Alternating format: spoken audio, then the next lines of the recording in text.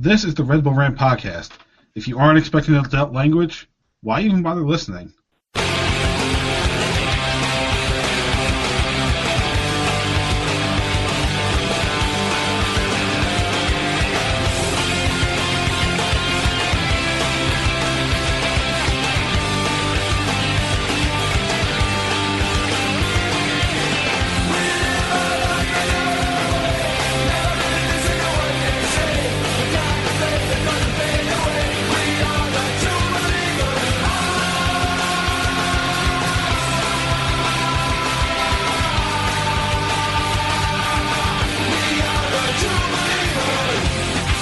Welcome, my friends.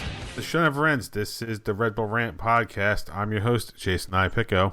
I'm Truman, and this is episode 504. You're going to have a bad time. French fries, pizza. French fries, pizza.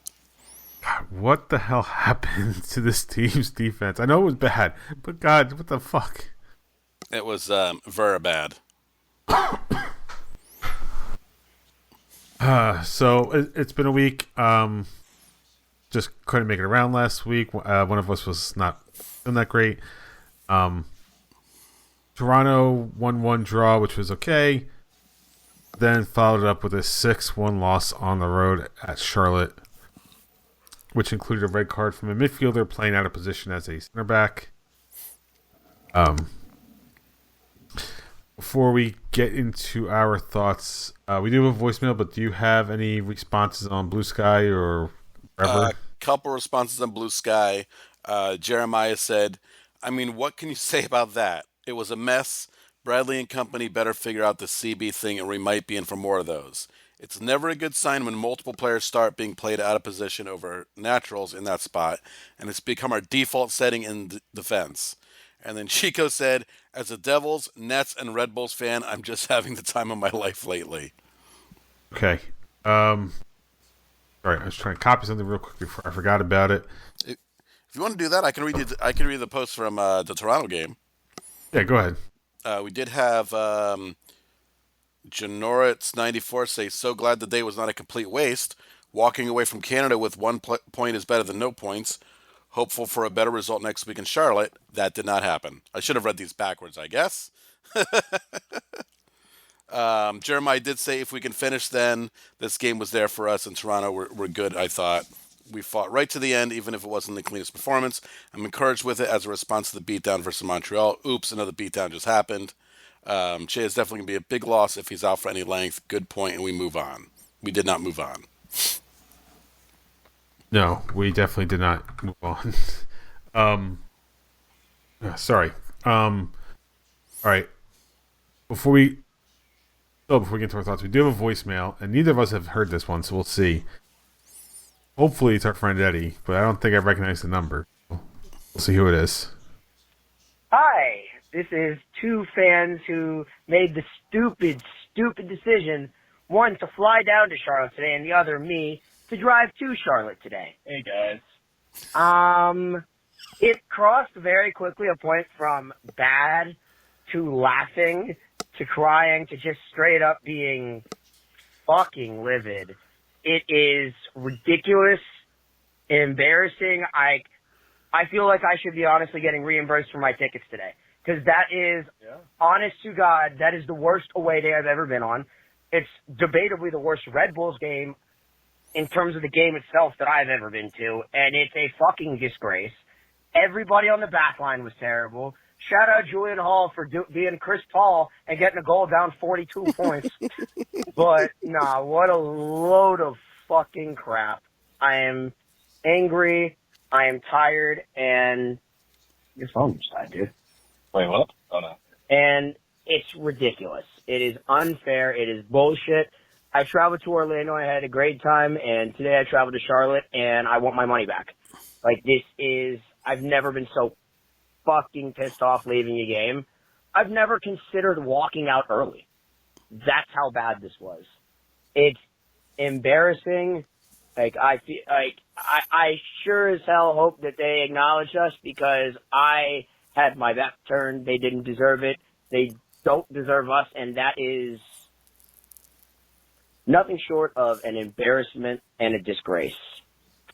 I really hope, for the love of God, they are training at 6 a.m. right after they get off the plane tomorrow.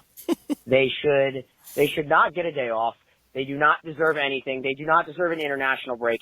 Train their asses every single day. That being said, at least I finally saw a fucking goal in Charlotte. Some semblance of good. Okay, I got nothing more. That's some bullshit. There's some bullshit today, man. Thanks, guys. Yeah, I don't think I've seen a loss this extensively, this bad in quite a long time. I mean, there was City and then Montreal, so it's becoming truly progressive. It's kind of insanity that Orlando is genuinely this piss poor, and this is what we got to deal with. Have a great night, and good luck having to recap this piece of shit of a game. Our thoughts and prayers. Who was that? You guys never said your names. I don't know. I feel like we need them to and Eddie to just on a regular basis. Yeah, can you guys you clearly listen to the show? I'm sorry you have to listen to this one. Send us a message on social media somewhere and tell us who the hell you are, because we don't know. I mean, we're sorry we have to make it. You guys actually listen to it. Yeah. Oh, boy. All right. You usually try to end on a happy note with the likes. Is it worth even doing that, or just want to do the likes first and just get them out of the way? Well, I'll do a like to get out of the way, because I'll talk about the Toronto game, since we didn't do a recap on a Toronto game. I'll start with the positive. I thought that was a well-earned point.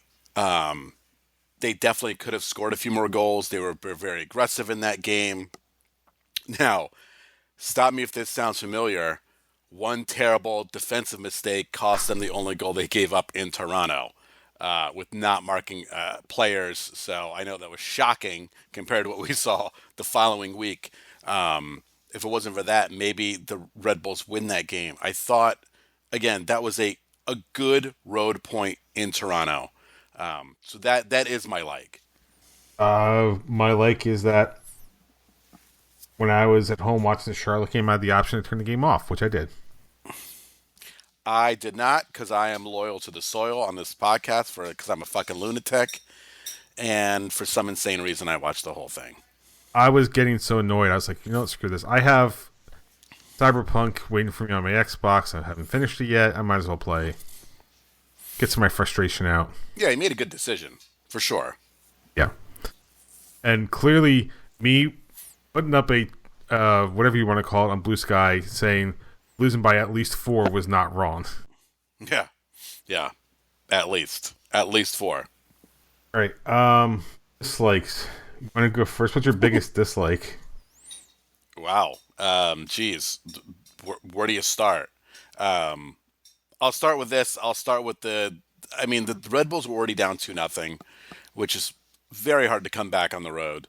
But the Berggren foul, which became a straight red, which immediately led to a third goal, and the Red Bulls have proven that they are terrible at set piece defending right now.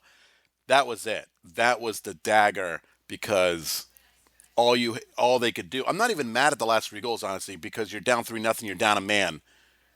You're trying to do anything to get back in the game, right? Trying to do anything down a man. Yeah, you're probably going to get hit on the counter multiple times, which they did, sadly, many, many, many times. Could have been even more times, but that one goal was ruled offside. But it's that red card. Again, it's bad defending, which is we've seen a lot of so far this early season. And again, that was the death knell in this game.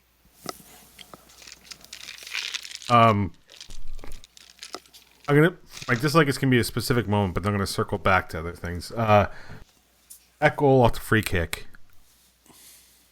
I have no idea what the design of that wall was. I have no idea how, as the goalkeeper, you allow the unmarked portion of the goal, right? There was no wall on that side of the goal, and you allow the ball in. So, poor defense and setting up the wall, poor goalkeeping and not covering the post.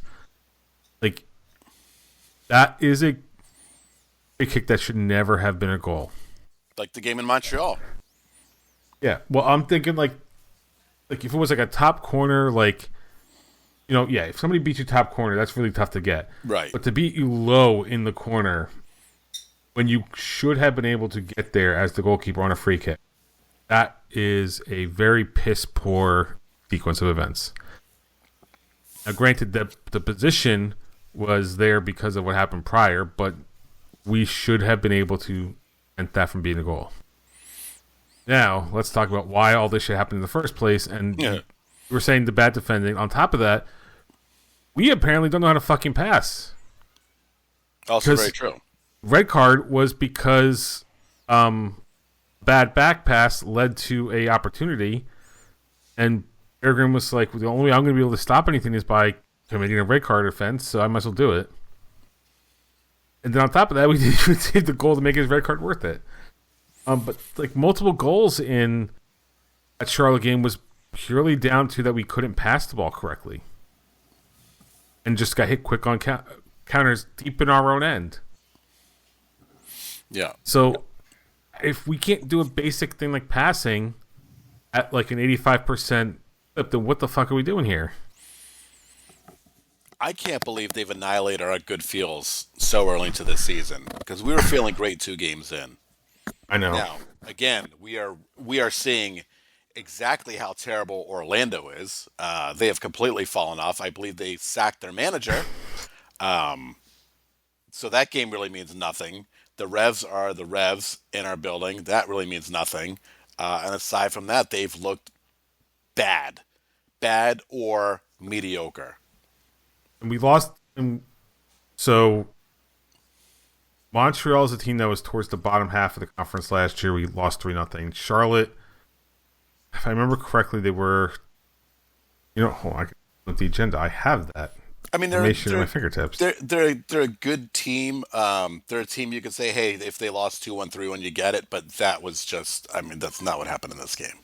Yeah, but like all these games that we've lost or drawn, all of them we had a realistic shot of winning if we had just played a little better. Okay, maybe not Charlotte. Charlotte would have taken a lot more, but Montreal came down to a few bad moments. Toronto was one bad moment. Right?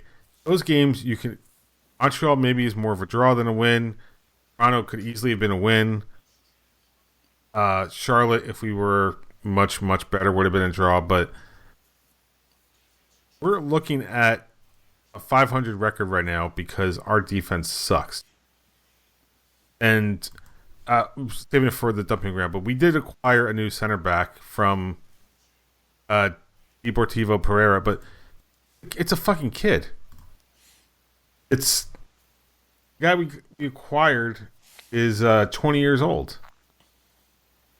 Youth movement, we think. I get the youth movement, which we can talk about. I'm gonna talk about that in a second, but go ahead. We've talked about this before. Youth movement's fine, but you need some veteran leaders to guide the ship. Here's my biggest problem with this team right now as constructed. If they were to tell you, we're going young, this is the way, it's going to take a while to build a team, then why have Emil Forsberg and why have Choupo-Moting on this team? Yeah, you would have. Well, I guess you wouldn't want to. Maybe nobody would pick up the contracts, but still, somebody would, in theory, pick those up. Okay, so what is this team exactly? What are you building towards? Because I don't know. Yeah, clearly we're not rebuilding, right? Right. I called it a rebuilding year, and you said it really wasn't, and clearly it's not if we're going to feature the players we are, but I mean, come on. Either you are all in on the youth movement, which means 11 guys that are young, Yep. or want to have some veteran leadership, and means you, for these type of positions like center back, you get the fucking veteran leadership. I mean, I don't know why Choupo-Moting is not saying.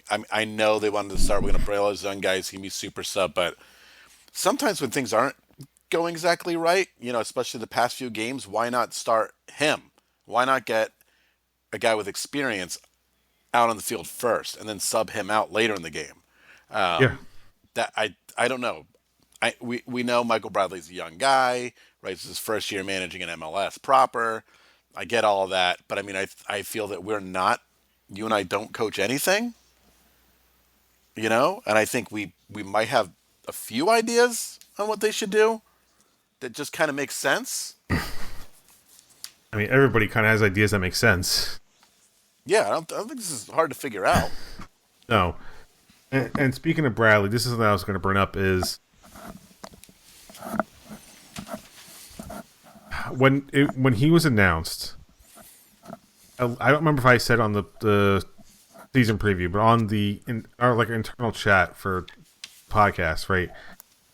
I said at the time I did not agree with it only because he had half a year experience of coaching, and it was a reserve league, right?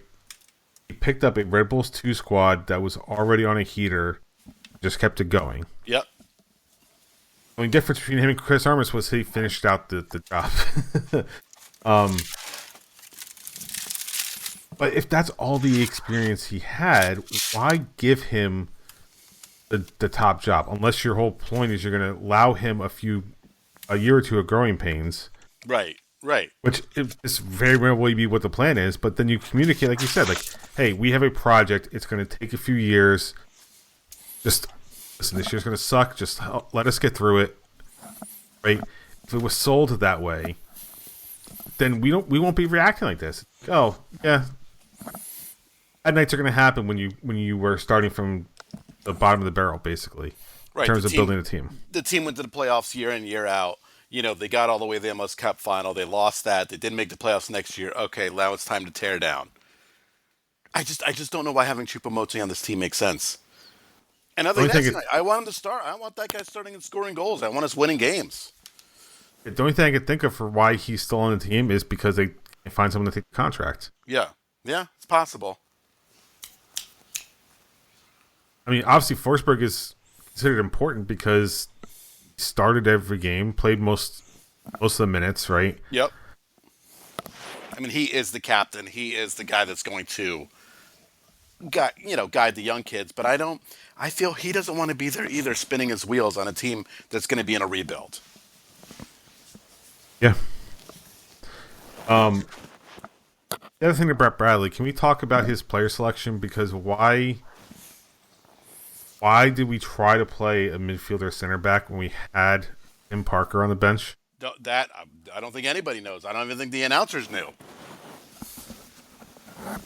And this is what I'm getting at. He only had half a year of coaching experience prior to taking on the senior team role.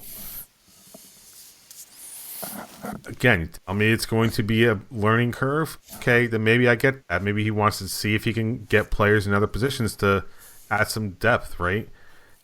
Maybe Bear Green shows some signs of being a potential defender that you can kind of roll out when you need to, but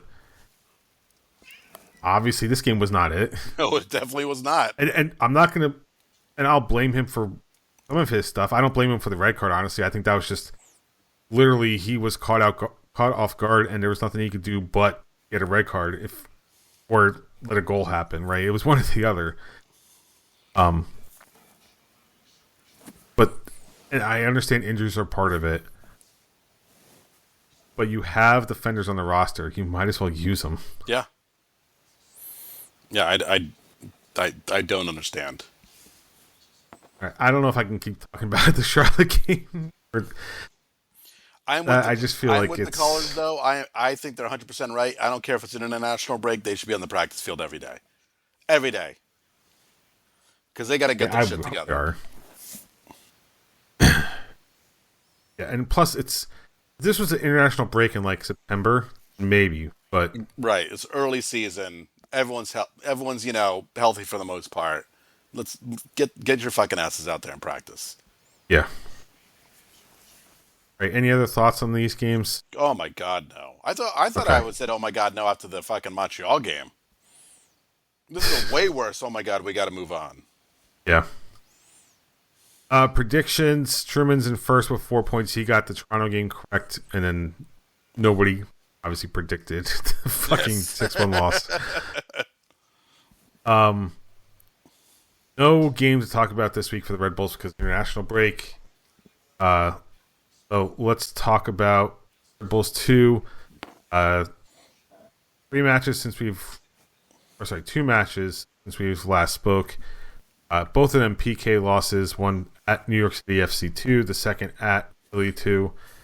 That puts their record at 2-2-0, 8 points, plus 5 goal difference, a sixth in the Eastern Conference. Next match is not for a while. I guess they're going on spring break because their next match is at New England on Sunday, April 12th, 7 p.m. Eastern Time. Gotham FC has started with a little of everything this year. 1-0 win at Boston Legacy, one of the new teams in the NWSL. 0-0 draw at home versus the North Carolina Courage. A 2-0 loss at the Denver Summit, the other new team in the league this year. That puts them at 1-1, 4 points, a -1 goal difference, 9th in the NWSL. Next match is this Sunday, March 29th, 7 p.m., where they are travel to take on they're hosting the Orlando Pride. With that, it's time for the F1 update. What the fuck was he doing? Honestly. Is he a fucking prick or what? Well, we got a lot to talk about, don't we? Yeah, we do. So we're going to rewind a little bit. The Red Bull's in trouble. Where have we heard that? I think we've heard that about 10 minutes ago. Wait, hold on. Which one's in trouble more, Red Bull or McLaren? Whoa, wow. That is a great question. I'm going to say Red Bull is in more trouble because I don't think Max Verstappen wants to be on a team where the cars are pieces of shit. I think McLaren is more with Oscar and Lando. If they have a tough season, those drivers are going to stick around. How long does Max stick around with a shitty car?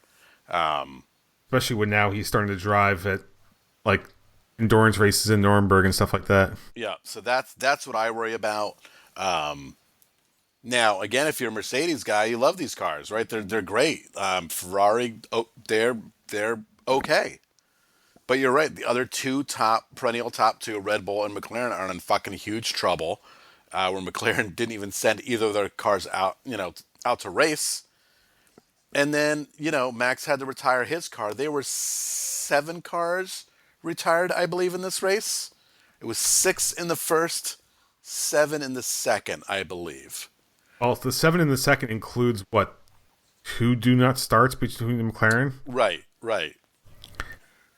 So McLaren, out of 2 races so far, started with the Grand Prix, with the sprint race.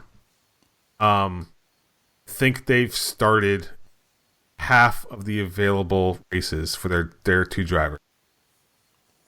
Now, it's kind of crazy to say that. They've had 3 races, and out of the 6 times you could have raced, you've only raced 3 of those. Now, there is good news coming up for Red Bull and McLaren because this weekend is in Japan. You and I will not be staying up for this either. This is another race. There's not a chance in hell. It's 1 a.m. start on Sunday. Yeah, so not happening. But the only good news is that if Red Bull can manage to get some points here, they're going to have a massive break because the Qatar and Bahrain races were canceled. For obvious reasons. We don't have to go into that. We could go on forever about why exactly there's not races happening there. So after Japan, the next race isn't until Miami on the May 1st through 3rd weekend. Yeah. So that they get a whole month off. Entire month off to get their shit together and figure these cars out. It's terrifying because Max is still a great driver. He's proven it when he's starting so far back in the grid and getting up there. In Australia, he started 20th and still ended up, in 7th? Yeah, 7th, 6th or 7th. Yeah, so, he is still, I think, the best driver out there. He, unfortunately, is right now, a terrible car. It's shocking. It's shocking. Red Bull have had a lot of people leave this team, behind the scenes. And I don't know how they recover. Also, the other thing, why'd you guys have to go with the Ford? Why'd you have to go Ford engine? We know what Ford stands for. It's fix, repair daily, found on road dead, and we're seeing both of that so far. We're getting both the funny things for Ford with these even the cars. Honda engines aren't that great right now. Yeah, but it's rough. It's rough. I can't go through both the Red Bull things we root for having tough springs, summers. We need something to get excited about. Well, in fairness, we may not have to worry about spring too much for Red Bull Racing since the next one's May. Right. They'll be getting ready for almost summertime at that point. Yeah.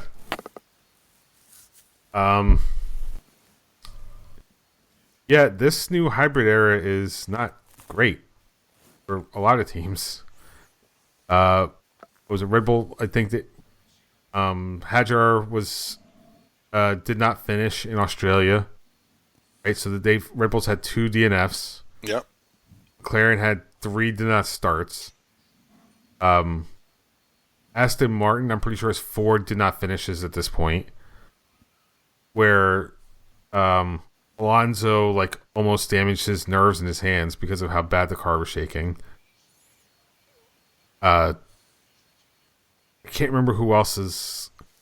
I'm pretty sure the only team aside from Ford and not Ford, Ferrari and Mercedes that has actually finished both cars every race is Alpine. I think. That's how crazy it is. Or it's like there's 3 teams with double point finishes, and it's Mercedes, Ferrari, and I think Alpine are double point finishes every game. That just tells you how crazy it is. Yeah. And I saw something. I haven't watched any of this stuff. I'm going to watch the practice sessions because I just don't have time for it. But there was something every single team, when they got through, I think it was 130R in Suzuka during practices, every single team was dropping at least 50 kilometers an hour because of the battery clipping stuff. If every single team is suffering a problem losing speed because of how the engine tech is working, that's not a good sign. No. And it's been a few years since they knew the changes were coming. Yeah. There was plenty of time to work on it. But I mean, again, drivers like Max Verstappen hated it from day one. I think said he was bitching about it 3 years ago. And in fairness, there's only so much real world testing they can do on these things. Right. The way F1 does their schedules. Right. But my God. Yeah. All right. Let's move on to the dumping ground. I'm the trash man. Okay. So United States getting ready for the World Cup this week, or this international break. They have 2 matches. First one, they'll be hosting Belgium on Saturday at 3:30. And on Tuesday, they're hosting Portugal at 7. And then in the lead up to the actual tournament, we'll host Senegal on May 31st and Germany on June 6th. I don't know enough about who's playing. All I know is that our head coach has talked about wanting to go back and coach in Europe or something, so that's a good sign going into World Cup. Yeah. Did you see what I sent you about Senegal and the African Cup of Nations? I don't think so. It was a week ago, I think, at this point. So, Senegal won the Africa Cup of Nations final, right? They were given the trophy, all that stuff. During that game, there was a late penalty kick awarded to Morocco.